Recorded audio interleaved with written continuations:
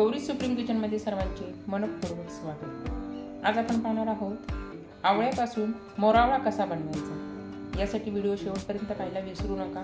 आवळ्याचा मोरावळा बनवण्यासाठी 1 किलो मी आवळे घेतलेले आहेत। आवळे रात्रीच धुवून स्वच्छ पुसून ठेवलेले आहेत, त्याच्यामुळे यामध्ये थोडासाही ओलावा शिल्लक नाही। आता आवळे पहिले आपण शिजवून घेणार आहोत। त्यासाठी मी कुकरमध्येच थोडेसे पाणी घेतलेले आहे। यामध्ये आवळ्याचं भांडं ठेवून देते आणि आवळ्यामध्ये मी पाणी अजिबात घातलेले नाहीये, फक्त आपल्याला कुकरच्या पाण्यावरतीच हे वाफवून घ्यायचे आहे। फक्त एकच शिट्टी होईपर्यंत आवळी वाफवून घ्यायची आहे। एका शिट्टीमध्येच आवळा पुरेसा शिजला जातो, त्याच्यामुळे जास्त शिट्ट्या घेण्याची गरज भासत नाही।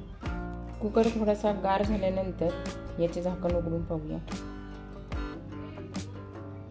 आवळ्याचा रंग सुद्धा बदललेला आहे आणि आवळी सॉफ्ट सुद्धा झालेली दिसत आहे।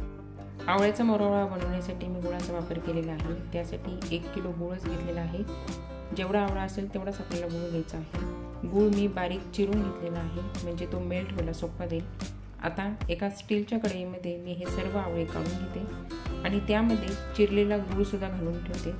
साधारण 15 ते 20 मिनिटं मी तसंच ठेवणार आहे, कारण आवळे अजून गरम आहेत, त्याच्यामुळे ऑटोमॅटिकली गुळ त्यामध्ये मेल्ट होऊन जाईल आणि पुरेसा आपला गॅस सुद्धा वाचेल। आवळ्याचा मोरावळा अजून औषधी होण्यासाठी यामध्ये अजून एक इन्ग्रेडियंट्स मी ॲड करणार आहे, तो म्हणजे एक दालचिनीचा तुकडा। अगदी छोटासा दालचिनीचा तुकडा मी घेतलेला आहे। असाच अखंड तुकडा यामध्ये मी ॲड करते। बऱ्याच जणांना दालचिनीचा फ्लेवर खूप आवडतो, तसेच दालचिनीमुळे मोरावळ्याची टेस्टसुद्धा खूप मस्त येते, म्हणून मी हा ऑप्शन निवडलेला आहे। तुम्हाला जर का आवडत असेल तर यामध्ये काळी मिरी, सुंठ पावडरसुद्धा तुम्ही ॲड करू शकता। आता हे सर्व व्यवस्थित मी मिक्स करून घेते, म्हणजे गुळाला पाणी सुटायला मदत होईल आणि 15 ते 20 मिनिटं मी असंच ठेवणार आहे, म्हणजे ऑटोमॅटिकली गुळाला पाणी सुटायला लागेल। साखर घालून सुद्धा आवळ्याचा मोरावळा खूप सुंदर होतो। त्याची पण रेसिपी माझ्या चॅनलवरती रेडी आहे, त्याची लिंक मी डिस्क्रिप्शन बॉक्समध्ये दिलेली आहे, ती सुद्धा तुम्ही फॉलो करू शकता। आता 15 ते 20 मिनिटं झालेली आहे। कढई मी गॅसवरती तापायला ठेवलेली आहे। गॅसची फ्लेम ही लोच ठेवायची आहे, बिलकुल मीडियम किंवा हाय करायची नाही आहे, नाहीतर गूळ करपून मोरावळ्याला करपट वास येतो आणि चवसुद्धा त्याची कडवट लागते। त्यामुळे थोडासा पेशन्स ठेवून गॅसची फ्लेम लो ठेवायची आहे। आता हळूहळू बघा गुळाला पाणी सुटत चाललेलं आहे। एकसारखं हलवतच राहायचं आहे, म्हणजे गूळ खाली चिटकणार नाही। आवळ्याचा मोरावळा करताना एक गोष्ट लक्षात ठेवायची, कधीही लोखंडाची कढई वापरायची नाही, नाहीतर लोखंड आणि आवळ्याची तुरट चव यांची प्रक्रिया होऊन मोरावळ्याला काळा रंग येतो। त्यामुळे शक्यतो स्टीलची कढई किंवा नॉनस्टिकची कढई आवळ्याचा मोरावळा बनवण्यासाठी वापरायची आहे। 15 मिनिटं झालेली आहेत। 15 मिनिटांमध्ये बघा आवळ्याचा रंगसुद्धा बदललेला आहे आणि रंगावरनं लक्षात येते की आवळा हा गुळामध्ये हळूहळू मुरत चाललेला आहे, पण अजूनही दाटसर असा पाक तयार झालेला नाही आहे। पाक व्यवस्थित तयार झाल्यानंतर गॅस आपल्याला बंद करायचा आहे। आवळा मुरतानाच ऑटोमॅटिकली त्याला चिरा पडत आहेत बघा। अजून 5 ते 10 मिनिटं मी हे आवळे शिजवून घेणार आहे।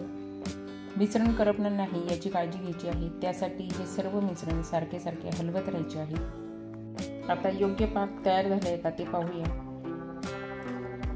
पाक तयार झाला हे कसं समजायचे, जर का तो माझ्यासारखा चिकट झाला असेल किंवा अशी जर का एक तार येत असेल तर परफेक्ट पाक तयार झालेला आहे हे लक्षात घ्यायचं आणि गॅस बंद करायचा। आता मी गॅस बंद करते। आवळ्याच्या मोरावळ्याला विलायची फ्लेवर द्यायचा आहे, त्यासाठी मी विलायची पावडर टाकत आहे, फक्त पाव टीस्पून। आणि हे सर्व मिश्रण परत एकदा व्यवस्थित मिक्स करून घेते। रूम टेम्परेचरवरतीच मोरावळा गार होऊ द्यायचा आहे। आता 7 ते 8 तास झालेले आहेत। मोरावळा पूर्णपणे गार झालेला आहे। आता टेक्स्चर पण बघताय तुम्ही, अगदी मस्त असा टेक्स्चर आलेला आहे आणि गुळामुळे खूपच सुंदर रंग आलेला आहे आपल्या आवळ्याच्या मोरावळ्याला। आता यापैकी मी एक आवळा तुम्हाला फोडून दाखवते।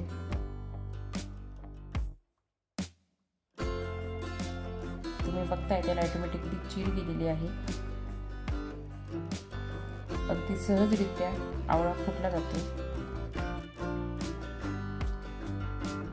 म्हणजे तो गुळाच्या पाकामध्ये व्यवस्थितरित्या मुरला गेलेला आहे। अजून एक फोडून दाखवते।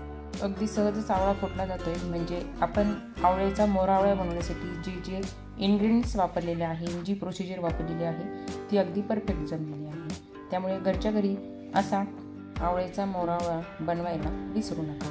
आता हा दालचिनीचा तुकडा काढायची पण गरज नाही आहे। स्टोअर करताना आपल्याला काचेच्या बरणीमध्ये स्टोअर करायचा आहे सर्व मोरावळा आणि त्यामध्येच हा दालचिनीचा अखंड तुकडा तसाच ठेवायचा आहे। म्हणजे जसजसा आवळ्याचा मोरावळा मुरत जाईल तसा दालचिनीचा फ्लेवरसुद्धा त्यामध्ये अजून उतरत जाईल। याच रेसिपीने मी मागच्या वर्षी एकदम 5 किलोचा मोरावळा तयार करून ठेवलेला होता। त्यापैकी अजून 2 किलो शिल्लक आहे आणि तुम्ही बघताय त्याला अजिबात बुरशीसुद्धा आलेली नाही आहे आणि अगदी छानरित्या मुरला गेलेला आहे। त्यामुळे जास्त प्रमाणात जरी तुम्ही अशा प्रकारचा मोरावळा तयार करून ठेवला तरीसुद्धा काही हरकत नाही, कारण की आवळ्याचा मोरावळा बनवताना आपण पाण्याचा 1 अंशही वापरलेला नाही आहे।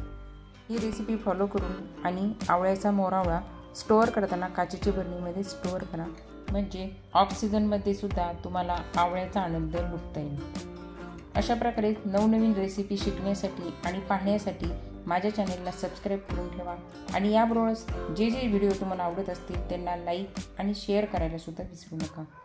तुम्हाला माझी रेसिपी कशा वाटत आहे त्याची कमेंट करायला सुद्धा विसरू नका। लवकरच भेटूया एका नव्या रेसिपीसोबत।